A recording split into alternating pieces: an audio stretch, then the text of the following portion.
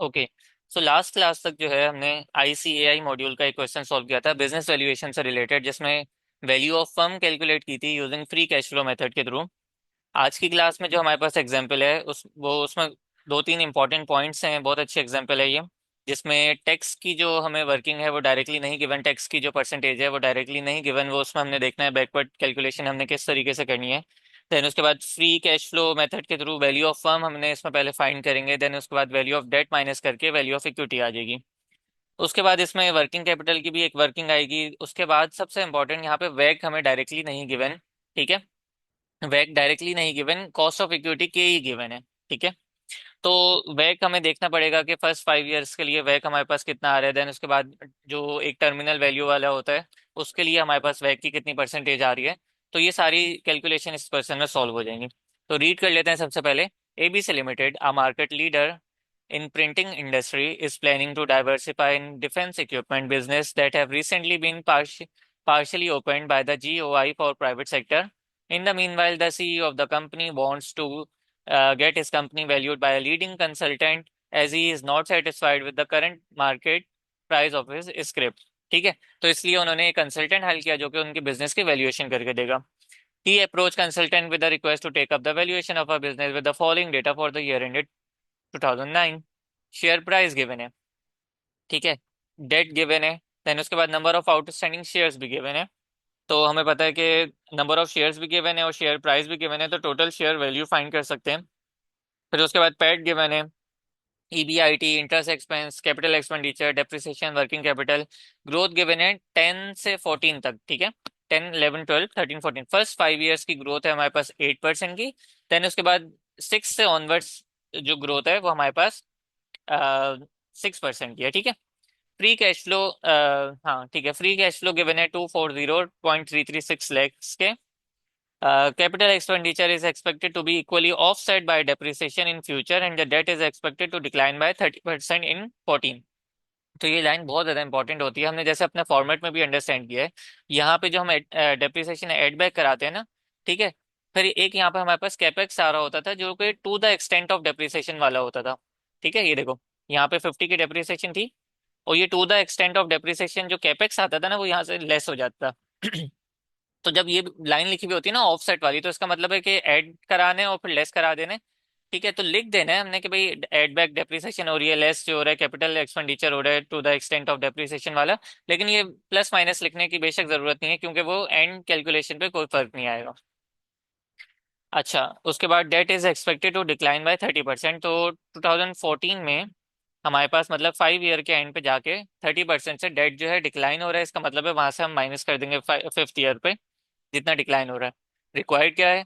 Estimate the value of the company and ascertain whether the ruling market price is undervalued as felt by the CEO based in the foregoing data, assuming that the cost of equity is 16% and 30% of the debt repayment is made in the year 14। ठीक है, ये again ये जो 14 वाला था ये case दोबारा से बताया हुआ है कि भाई 5th ईयर के एंड पे जाके 30% का जो डेट है वो रीपे हो रहा है। तो क्वेश्चन को एक मतलब हमने गो थ्रू कर लिया है। अब इसका हम फॉर्मेट रेडी कर लेते हैं जितना हमने पढ़ा है अभी तक। तो फॉर्मेट के लिए सबसे पहले अगर स्टार्ट करें तो ईयर 0 आ जाएगा हमारे पास,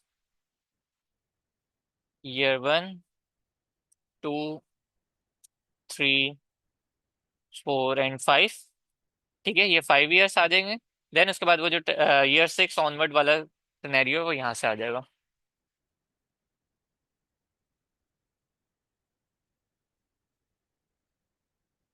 चलो, तो अगर स्टार्ट करें तो हम स्टार्ट कर सकते हैं EBIT से, EBIT से, earning before interest and tax से, जो कि गिवन है 245 का।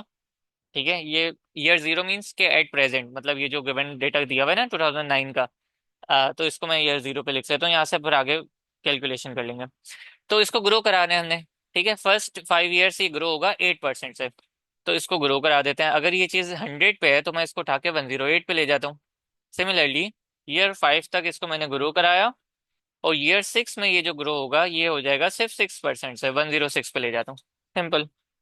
ठीक है, इसमें से फिर EBIT के बाद इसमें से हमने लेस कराना होता है टैक्स।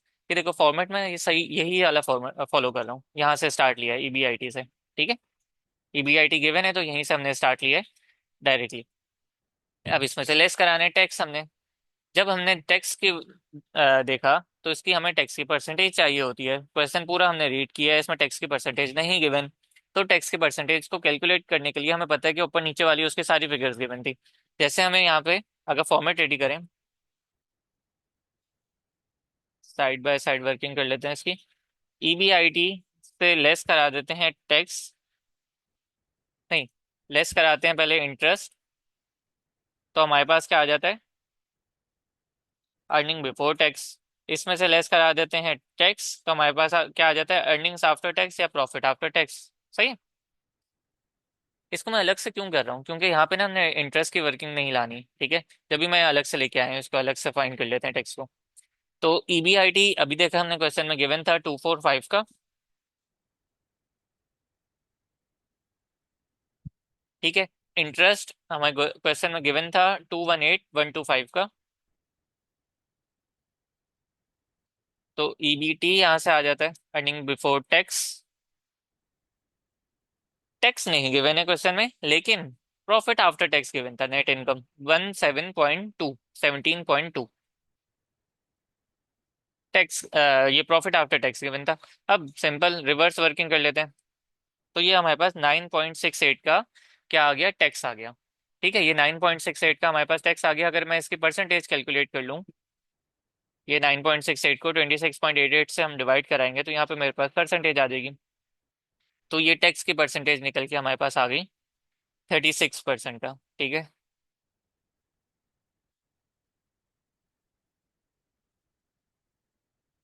36% का टैक्स लगा देते हैं यहाँ पे। 95 ये ऑनवर्ड्स सारा टैक्स अप्लाई हो जाएगा, 137 लास्ट में।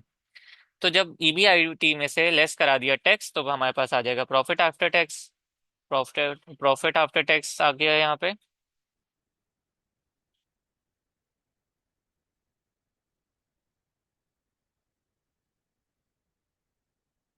चलो, प्रॉफिट आफ्टर टैक्स के बाद हमें पता है हमने इसमें एड बैक करानी है डेप्रिसिएशन, इसमें से हमने लेस कराने हैं कैपेक्स। ठीक है, ये हर क्वेश्चन में इसलिए लिख रहा हूँ ताकि एक बार फॉर्मेट याद हो जाए, ठीक है। हमें पता है कि भाई ये लिखने की जरूरत नहीं है, क्योंकि एक चीज ऐड हो रही है और एक चीज जो कैपेक्स लेस हो रहा है to the extent of depreciation वाला, ठीक है।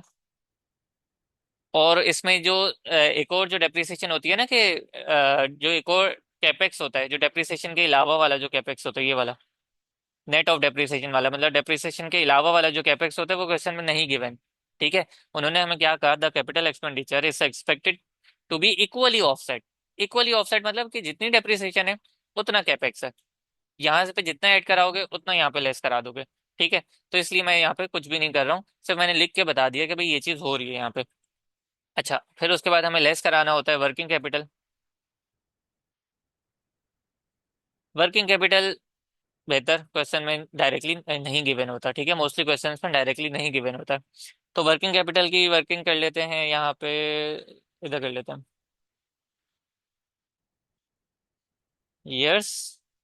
वर्किंग कैपिटल के कैश फ्लोज फाइंड कर लेते हैं यहाँ पे, और फिर उसकी रिक्वायरमेंट फाइंड कर लेते हैं वर्किंग कैपिटल की। लास्ट क्वेश्चन में भी इसी तरीके से हमने किया था, बस वहाँ सेल्स के थ्रू थी, यहाँ हमें वर्किंग कैपिटल की कैश फ्लोज के थ्रू ही फाइंड करना होगा 6 ईयर्स तक की। ईयर जीरो पे जो वर्किंग कैपिटल गिवन है वो है 44 का, ठीक है। अब इसको हमने ग्रो कराना है, इसको हमने 8% के हिसाब से ग्रो कराना है। 5 ईयर्स तक ये ग्रो हो जाएगा, और लास्ट ईयर में ये 6% से ग्रो हो जाएगा, ठीक है। 69 लास्ट में आ गया। अब रिक्वायरमेंट अगर चेक करें तो रिक्वायरमेंट ऐसे यहाँ पे फाइंड हो जाएगी। ईयर वन पे जो हमें 3.52 की वर्किंग कैपिटल की रिक्वायरमेंट है, लास्ट तक इसको ले चलते हैं, ठीक है। 3.80 की ईयर टू में है, फिर 4.11 की रिक्वायरमेंट है, फिर 4.43, 4.79 और 3.88 की। तो ये सारी वर्किंग कैपिटल जो रिक्वायरमेंट थी हमने यहाँ से फाइंड कर लिया। मेन वर्किंग में ले चलते हैं।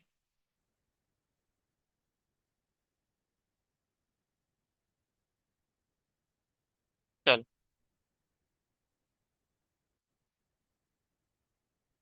सेट है।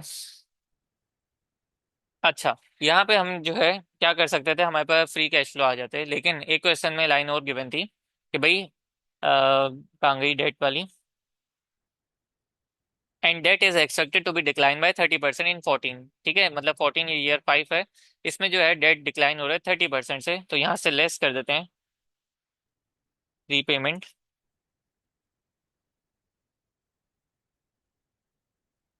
डेट है कितना 1934 का 30% ले लेंगे यहाँ पे 580.20 से, यहाँ से डेट डिक्लाइन हो जाएगा। अब इसको हम नेट कर सकते हैं, जो कि हमारे पास free cash flow to the firm आ जाएगा।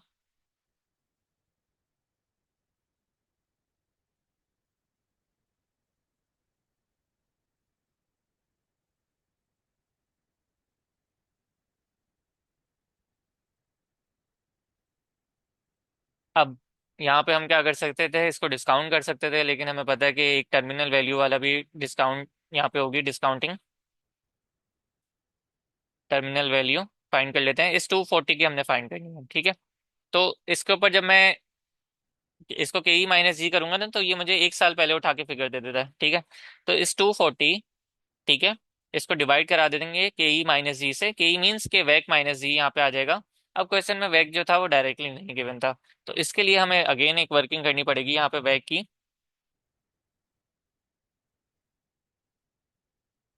वैक फाइंड कर लेते हैं फॉर फर्स्ट 5 ईयर्स का, अलग अलग आएगा ना दोनों का, ठीक है। कैसे आ जाएगा, यहाँ पे सोर्सेज ऑफ फाइनेंस आ जाएंगी, इनकी मार्केट वैल्यूज आ जाएंगी, कॉस्ट आ जाएगी, और टोटल मार्केट वैल्यूज आ जाएंगी यहाँ पे। सोर्सेज जो है हमारे पास, एक इक्विटी सोर्स है, एक डेट सोर्स है,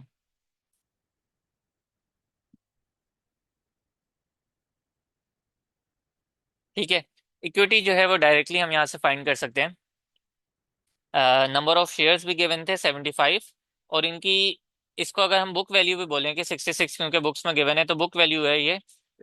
जब अगर क्वेश्चन में मार्केट वैल्यूज अलग से नहीं गिवन होती ना, तो इसी को हमने पिक कर लेना है, ठीक है। लेकिन जैसे कि हम बैक वाले क्वेश्चन में करते थे कि भाई ये वाली क्योंकि बुक वैल्यू होती थी तो हम इसको पिक नहीं करते थे, हमने नीचे रिक्वायरमेंट में कहीं जाके हमें मार्केट वैल्यूज गिवन होती थी, उसको हम पिक करते थे। अभी नहीं गिवन तो डायरेक्टली इसको हम नंबर ऑफ शेयर्स को मल्टीप्लाई करा देंगे पर शेयर की प्राइस से। तो नंबर ऑफ शेयर्स हैं 75, इसको मल्टीप्लाई करा देते हैं पर शेयर की प्राइस से, 4950 की हमारे पास सिक्योरिटी की वैल्यू आ गई। डेट जो था वो फर्स्ट 5 ईयर में 1934 का था, ठीक है, फर्स्ट 5 ईयर में 1934 का था, ये गिवन। अच्छा, कॉस्ट ऑफ इक्विटी जो थी 16% की थी हमारे पास,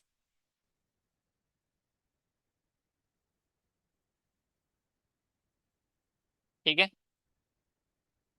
इसको मल्टीप्लाई करा देते हैं। अब कॉस्ट ऑफ डेट देखते हैं, कॉस्ट ऑफ डेट जो है उसके लिए हमें केडी फाइंड करना होगा यहाँ पे, ठीक है।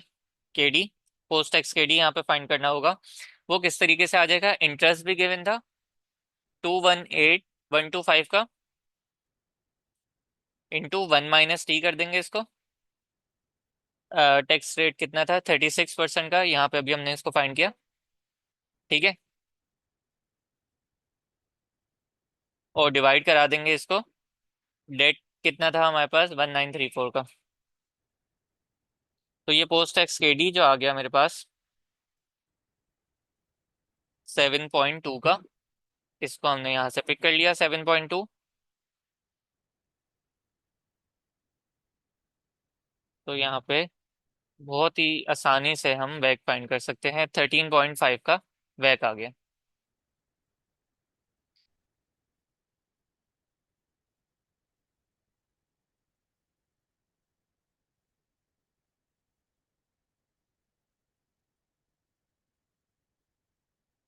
ये तो हमने फर्स्ट 5 ईयर्स के लिए फाइंड किया है, अभी हमें एक 6 ईयर्स के लिए भी चाहिए होगा। क्यों 6 ईयर्स का अलग से हम फाइंड कर रहे हैं, नेक्स्ट 6 ईयर्स का?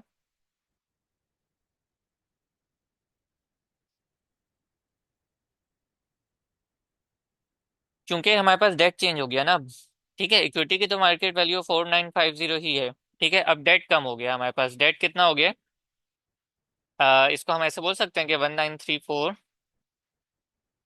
का 30% से रिड्यूस हो गया, तो इसका मतलब है बचा कितना, 70%।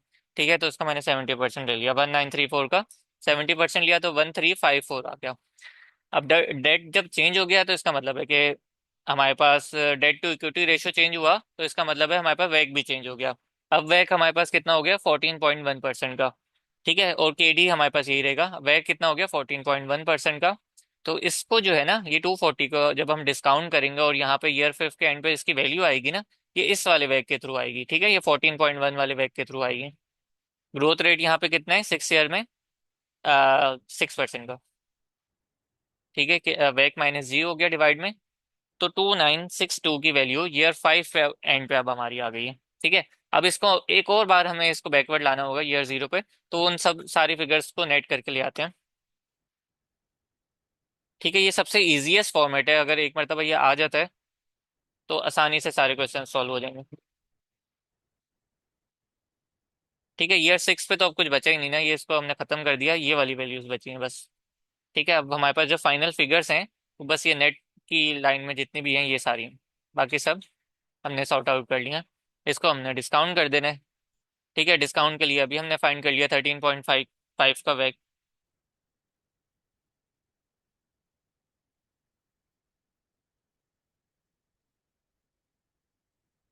तो 1 + 13.5% की पावर में -1 आ जाएगा यहाँ पे, -2345 हो जाएगा।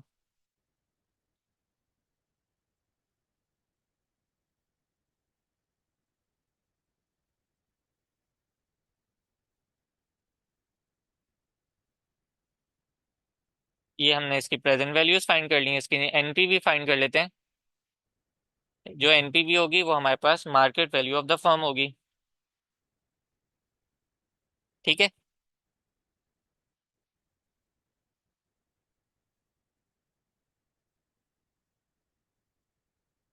चलो, ये हमने इसकी market value of firm find कर लिया।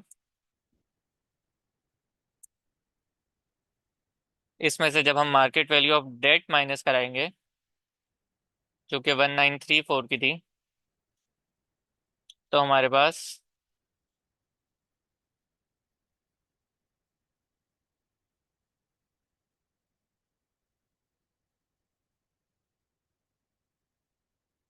6.44 की value of market value of equity आ जाएगी। और क्योंकि ये माइनस में आ रही है तो इसको हम जीरो ही अज्यूम करेंगे, क्योंकि मार्केट माइनस में जो है ना वो मार्केट वैल्यूज नहीं होती हैं।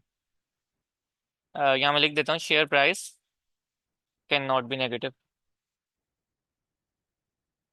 ठीक है, माइनस में तो नहीं हो सकती ना मार्केट वैल्यू, तो वो मिनिमम से भी मिनिमम कितनी, जीरो हो जाएगी। तो ये हमने इस तरीके से इस क्वेश्चन को सॉल्व कर लिया। ये हमारे पास इसका मेन फॉर्मेट था, मेन वर्किंग थी क्वेश्चन की।